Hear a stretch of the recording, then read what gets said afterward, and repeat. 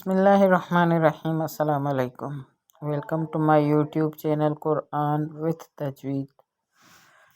نورانی قاعدہ ہم سیکھ رہے ہیں، جس میں ہم نے تنوین کو پڑھا تھا، لیکن آج تنوین کے ساتھ نون ساکن کو بھی پڑھیں گے انشاءاللہ العلی العظیم۔ اور اللہ پاک ہمیں توفیق دے رہا ہے کہ ہم قرآن پاک کو ٹھیک سے سیکھ رہے ہیں۔ نورانی قاعدہ میں تجوید کے قوانین بھی تھوڑے ساتھ چل رہے ہیں، اور ایک دفعہ پھر سے کہہ دوں کہ جب تک ہم بنیادی چیزیں نہیں پڑھیں گے، نورانی قاعدہ نہیں پڑھیں گے، یا یسرنا القرآن وہ نہیں پڑھیں گے، تب تک ہم قرآن کو ٹھیک سے نہیں پڑھ پائیں گے۔ ہمارے لیے ہم نے بار میں یہی کہتی ہوں کہ قرآن پاک تو چلیں ہم نے بچپن میں پڑھ لیا، ہم نے مکمل قرآن پاک ایک دفعہ 2 دفعہ جتنی دفعہ پڑھا، ٹھیک ہے ہم نے پڑھا، وہ تو اچھی بات ہے کہ ہم نے قرآن پاک کی علم سے فیض پایا اس کو پڑھ کر، لیکن اس کا جو اصل حق ہے وہ یہی ہے کہ قرآن کو اس کے اصل لہجے میں ہم پڑھیں۔ تو قرآن پاک کا اصل لہجہ کیا ہے؟ اصل لہجہ عربی کا لہجہ ہے، تو ہم ہر دفعہ کوشش یہی کریں کہ ہم نے قرآن پاک کو پڑھ لیا، لیکن اب نئے سرے سے اب ہم نورانی قاعدہ کو یا یسرنا القرآن کو پڑھیں گے، تاکہ ہمارا وہ لہجہ بالکل فٹ ہو اور لگے کہ ہم قرآن پاک کو پڑھ رہے ہیں۔ کیونکہ جب ہمیں قرآن پاک کے سارے قوانین آ جاتے ہیں، اور جب انسان قاری قرآن بن جاتا ہے، تو جب وہ تلاوت کرتا ہے تو اس کی تلاوت سننے کے لیے چلتے ہوئے لوگ بھی رک جاتے ہیں، کیونکہ قرآن پاک کی جب ہم قوانین کے ساتھ پڑھیں تو اتنی آواز خوبصورت ہو جاتی ہے کہ سننے والے رک کر سنتے ہیں، کیونکہ کلام الہی کی آواز کو سن رہے ہیں۔ ٹھیک ہے، تو ہم آگے بڑھتے ہیں، اپنے درس کو بڑھاتے ہیں۔ ہم نے تنوین پڑھی تھی، تنوین اب کیا بتا رہے ہیں؟ تنوین اور نون ساکن، جس نون پر جزم سکون ہو اس کو نون ساکن کہتے ہیں۔ ٹھیک ہے، نون ساکن۔ تو اب کیا ہے؟ اب کہہ رہے ہیں کہ تنوین اور نون ساکن کی آواز یکساں ہوتی ہے، ایک جیسی ہوتی ہے۔ کیسے؟ مطلب جیسے کہ بادو زبر بن اور تا نون زبر تن۔ ٹھیک ہے، بادو زبر، یہ 2 زبر تو بن بنتا ہے، اور اگر یہاں پر با ہی لگایا، با نون زبر بن، تو بن، یا تا نون زبر تن، یعنی نون ساکن اور تنوین کی آواز یکساں ہوتی ہے۔ ٹھیک ہے، چلیں یہ تو ہم نے سمجھ لیا، اب آگے بڑھتے ہیں کہ دیکھتے ہیں کیا ہے آگے۔ یہ کچھ مثالیں ہیں، جیسے کہ یہ تا دو زبر تن، تو تا نون زبر تن، تن تن آواز ایک جیسی۔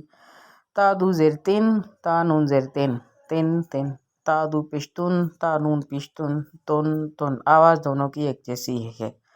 سا دو زبر سن، سا نون زبر سن، یہ اس طرح کی مثالیں۔ سن سن، سن سن، ثن ثن، جن جن، جن جن، جن جن، دن دن، دن دن، دن دن۔ ٹھیک ہے، یہ اس طرح کی مثالیں کہ نون ساکن اور تنوین کی آواز ایک جیسی نکلتی ہے۔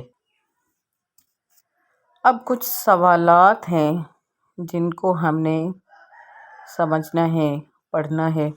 ٹھیک ہے، ان سوالات کو ہم نے سمجھنا ہے، تبھی بات ہمیں سمجھ میں آئے گی۔ ٹھیک ہے، کیا سوال و جواب ہے؟ سوال بھی لکھا ہوا ہے، اس کا جواب بھی لکھا ہوا ہے۔ سوال، مدہ الفاظ کتنے ہوتے ہیں؟ جن کو حروف مدہ کہتے ہیں وہ کتنے ہوتے ہیں؟ جواب، مدہ الفاظ صرف 3 ہیں، الف، یا، واو۔ اس کو الفاظ بھی کہیں، حروف بھی کہتے ہیں، حروف مدہ بھی ان کو کہتے ہیں۔ حروف مدہ کتنے ہیں؟ حروف مدہ صرف اور صرف 3 ہیں۔ ٹھیک ہے، اس کے بعد دوسرا سوال ہے، سوال، آ، او اور یا کیسے بنتے ہیں؟ یعنی مد ہے ان کے اوپر۔ ٹھیک ہے، جواب، الف سے پہلے زبر ہو تو الف مدہ ہوگا، ساکن سے پہلے واو ساکن سے پہلے پیش ہو تو واو مدہ ہوگا، یا ساکن سے پہلے زیر ہو تو وہ یا مدہ ہوگا. ٹھیک ہے، یہ ہم نے پیچھے مثالیں پڑھی ہوئی ہیں. ٹھیک ہے، اس کے بعد ہے سوال، مدہ الفاظ کیسے ادا کیے جاتے ہیں؟ جب مدہ الفاظ کو ایک الف تک بڑھا کر ادا کیا جاتا ہے، یعنی 2 حرکات کے برابر. جب ہم حروف مدہ پڑھتے ہیں تو اس کو ایک الف کے برابر کھینچ کر پڑھتے ہیں، یعنی 2 حرکتوں کے برابر ہم اس کو پڑھتے ہیں. ٹھیک ہے، اس کے بعد سوال، کھڑا حرکات سے آپ کیا سمجھتے ہیں؟ جب کھڑا زبر، کھڑا حرکات مطلب کیا؟ تو اس کا جواب ہے کہ کھڑا زبر، کھڑا زیر اور کھڑا پیش کو کھڑا حرکات کہتے ہیں. ٹھیک ہے، الٹا پیش یعنی کھڑا ہی ہوتا ہے، اوپر ہوتا ہے کھڑا، اس کو ہم کھڑا حرکات کہتے ہیں. یہ مطلب کہ اس میں یہ نورانی قاعدہ کی لینگویج میں ہے. اس کے بعد ہے سوال، کھڑے الفاظ کیسے ادا کیے جاتے ہیں؟ جب کھڑے الفاظ کو ایک الف تک بڑھا کر ادا کیا جاتا ہے، یعنی ایک الف زیادہ بڑھا کر، یعنی 2 حرکات کے برابر. ایک حرکت تو ہوتی ہے، اس کو دوسری ملا کر اس کو 2 حرکات کے برابر مدہ الفاظ کی طرح پڑھا جاتا ہے. ٹھیک ہے، اس کے بعد یہ سوال ہے، سوال، تنوین کیا ہے؟ وہی پیچھے ہم پڑھ کر آئے، 2 زبر، 2 زیر، 2 پیش کو تنوین کہتے ہیں. یہ تو تھے ہمارے سوال و جوابات جو ہم نے پڑھے، ہمارے لیے کچھ اہم تھے سوال و جوابات، اور اللہ کا شکر ہے کہ ہم نے ان سے بھی کافی سمجھ لیا.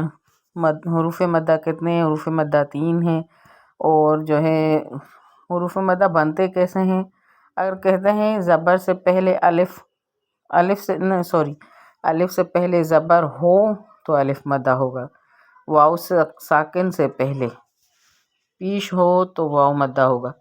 یہ انہوں نے الف سے پہلے لکھا ہے، لیکن یہاں پر جو ہے الف ساکن سے پہلے زبر ہو تو وہ الف مدہ ہوگا. واو ساکن سے پہلے پیش ہو تو وہ واو مدہ ہوگا. یا ساکن سے پہلے زیر ہو تو وہ یا مدہ ہوگا. ٹھیک ہے، یہ ہم نے پڑھا، اور یہ سب سوالات ہم نے پڑھے.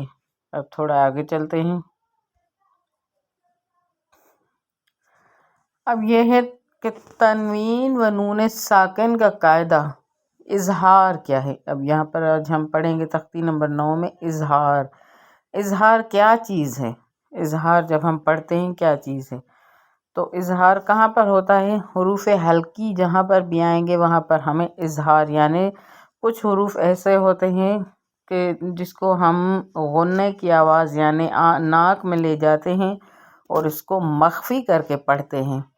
ٹھیک ہے، وہ آگے آئے گا. لیکن کچھ حروف ایسے ہیں جن کو ہم نے ظاہر کر کے پڑھنا ہے، مخفی نہیں پڑھنا. اور جب حروف حلقی میں سے کوئی بھی ایک آئے گا، یہ حروف حلقی 6 ہیں، ان میں سے کوئی بھی ایک آئے گا تو ان کو ہم مکمل ظاہر کر کے پڑھیں گے. کیا بتا رہے ہیں؟ تنوین یا نون ساکن کے بعد، ٹھیک ہے، تنوین کے بعد یا نون ساکن کے بعد حروف حلقی آئیں تو نون کو ظاہر کر کے بلا غنّے کے جلد پڑھیں گے، اس کو اظہار کہتے ہیں.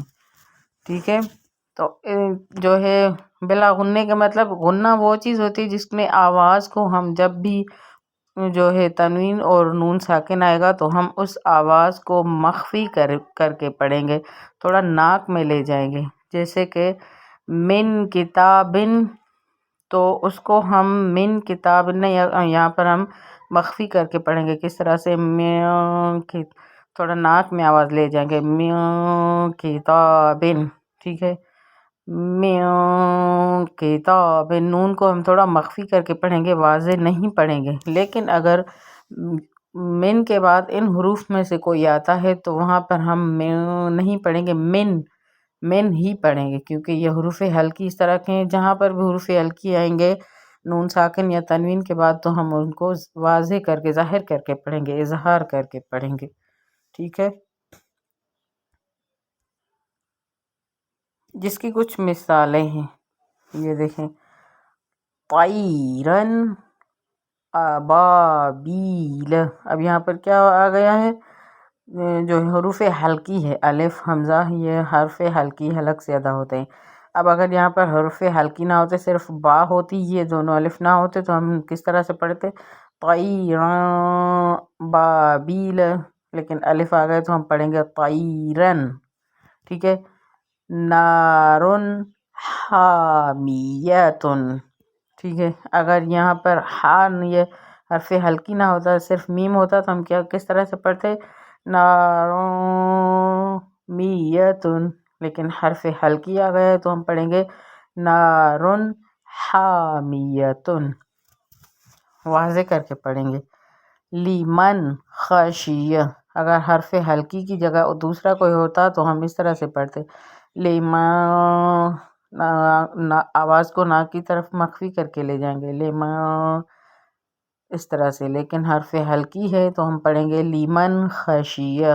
من غیرہ یومئذ علیہا منہ خطابا من عین آنیۃ کفوا احد فمن عوفی. میرے خیال میں بات سمجھ میں آ گئی ہوگی، کیونکہ یہ سب حروف حلقی ہیں، تو ہم نے نون ساکن کو اور تنوین کو بالکل واضح کر کے پڑھنا ہے، مخفی آواز نہیں کرنی. من اخیہ من اذن کتاب حکیم عذاب غلیظ حاسد اذا حسد، ٹھیک ہے. اگر یہاں پر یہ عین نہ ہوتا، حرف حلقی نہ ہوتا، تو ہم کس طرح سے پڑھتے؟ فَمَن عُوفِیَ مِن خِیہِ مَن أَذِنَ، آواز کو ناک کی طرف لے جائیں گے مخفی کر کے، نون ساکن یا تنوین. یہ دیکھیں کوفوا حادن، اگر یہ حرف حلقی نہ ہوتا تو اس طرح پڑھتے ہم. عذاب غلیظ، لیکن حرف حلقی ہے تو ہم واضح کر کے پڑھیں گے عذاب غلیظ حاسد اذا حسد.